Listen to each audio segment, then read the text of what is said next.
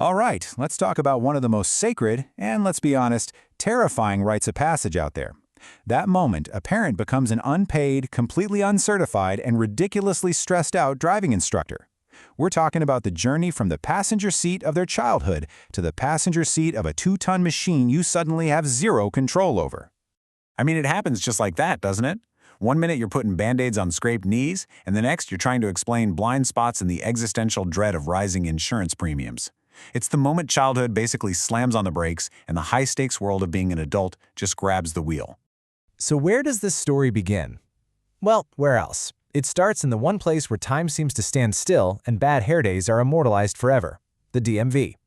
This is the magical place where a single-pass theory test creates a level of confidence that can only be described as, well, delusional. And then you hear them. The 4 words every parent secretly dreads. But they're delivered with this unshakable confidence of a teenager who is absolutely convinced that their flawless record in Mario Kart has prepared them for rush hour traffic. You got to admire the ego, but man, the logic is terrifying. Okay, so before we even think about turning that key, it's time for the pre-flight check. Welcome, everyone, to the incredibly important, absolutely non-negotiable curriculum I like to call Dashboard 101. This is where we try to separate the turn signal from the windshield wipers, and hope it sticks. This checklist you're seeing, this is ground zero. This is the blueprint. It's the calm, predictable, theoretical part. Right before we introduce the beautiful, unpredictable chaos of actual, physical forward motion. Trust me, this is the easy part. So we head out to this huge, wide-open field. It seems totally foolproof, right? Wrong. This is where we learn very quickly that the gas and the brake pedals are basically evil twins that look and feel exactly the same in a moment of panic. This leads to a series of, let's call them enthusiastic starts and stops that prove this is definitely not a bumper car. And here's the thing nobody tells you about in the parenting books. The very real, medically proven spike in your heart rate. My smartwatch was totally convinced I was running a marathon while sitting perfectly still. We're not talking about a metaphorical heart attack here. We're talking about your body literally screaming, "This is not a drill." And your only tools in this moment? A silent prayer, and, of course, a phantom brake pedal that your right foot will try to push clean through the floor of the car. You're basically a co-pilot with zero controls, just a very active imagination and an overwhelming desire to survive. So after a few near misses in the safety of an empty field, it's time to up the ante. We're graduating to the real world. You know, the one where other cars are not imaginary and other drivers are, let's just say, less patient. This is where the real fun, and by fun I mean dread, really begins. This right here perfectly captures the split personality of the teaching parent. On the outside, you have to be this calm, encouraging, Yoda-like figure. But on the inside? On the inside, you are a frantic air traffic controller who is one wrong turn away from a complete meltdown. It's all, "You got this," on the surface, and "oh my gosh, we're all gonna die," underneath. And all of a sudden, something as simple as a stop sign becomes this 6-step military-grade operation. It's like, look left. Okay, look right. Now look left again. Are you sure? Are you really sure? Okay, go, go, go. I've never been so thorough in my entire life. I'm pretty sure I checked for an alien invasion at one point just to be safe.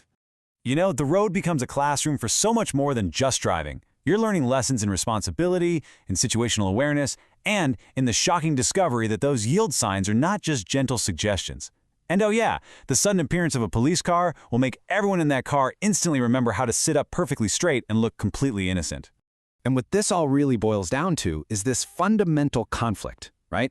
It's these two completely different and equally valid realities that are happening at the same time inside the same car. For one person, it's this amazing taste of freedom. For the other, it is a high-stakes survival mission. Even the younger siblings just don't get it. They're in the back, looking out the window, probably wondering why they're missing out on the cool new driving ride. They don't see the white-knuckled terror in the passenger seat. They just think it's some new theme park attraction, not a very slow, very stressful roller coaster. And of course, part of this whole educational journey involves a surprisingly difficult side quest, finding the perfect student-driver magnet. You find yourself obsessing over things you never thought you'd care about, like reflective coating and magnetic strength. It's really just a public service announcement to the world that says, "Hey, we're trying our best over here, please don't honk at us." And this just captures the total disconnect. You pull onto the driveway, your heart is still pounding, and your kid turns to you with this huge grin and says, "That was awesome. Can we go again tomorrow?" For them, it was a victory lap. For you, it was a successful mission just to get home in one piece. But you know, at the end of the day, this whole chaotic, stressful, and occasionally terrifying experience, it's about so much more than just operating a machine. It's a lesson in something way bigger for both of you.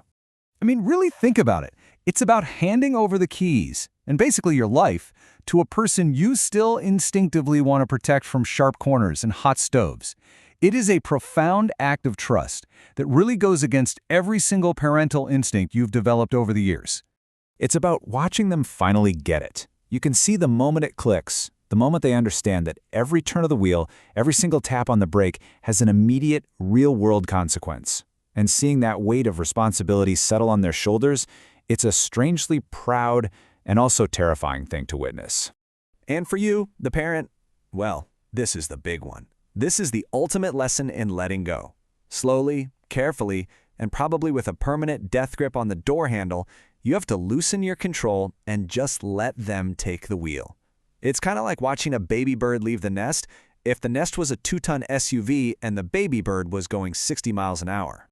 In the end, you realize that you're both students in this whole process. You're teaching them how to merge onto a highway, and they're teaching you how to navigate the equally complex off-ramp of letting them drive away into their own lives. It really is a two-way street, in more ways than one.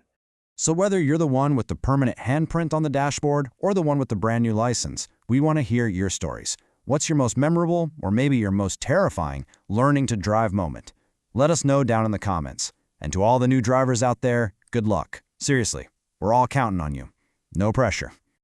Hey, if this hit a little too close to home, do us a favor and hit that like button, share this with a fellow parent who's in the trenches, and subscribe for more explainers that make you say, "Yep, I've been there." Until next time, drive safe and maybe wear a helmet in the passenger seat. Just a thought.